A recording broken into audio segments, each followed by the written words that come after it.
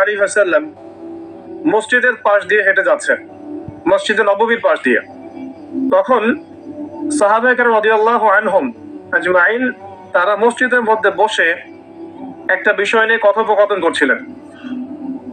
তো নবী সাল্লাল্লাহু আলাইহি ওয়াসাল্লাম জিজ্ঞাসা করলেন যে তোমরা কি নিয়ে কথা বলছো, তোমরা কি নিয়ে কথোপকথন করছো?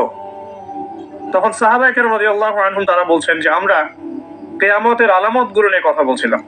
কি নিয়ে কথা বলছেন? কিয়ামতের আলামতগুলো নিয়ে সাহাবীরা কথা বলছেন। তো সাহাবীদের কিয়ামতের আলামত নিয়ে কথা বলার কি দরকার ছিল? তাদের সময় তো আর কিয়ামত হবে না।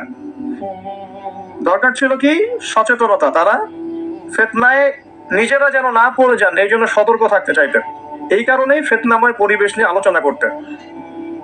তো নবী সাল্লাল্লাহু আলাইহি ওয়াসাল্লাম তখন বললেন, দেখো যতদিন পর্যন্ত 10টা আলামত প্রকাশ হচ্ছে না ততদিন পর্যন্ত কিয়ামত হবে না। কয়টা আলামত? 10টা। নবী সাল্লাল্লাহু আলাইহি ওয়াসাল্লাম প্রথমে বললেন 1 নাম্বার হচ্ছে মাসিহুদ দাজ্জাল। কি নাম?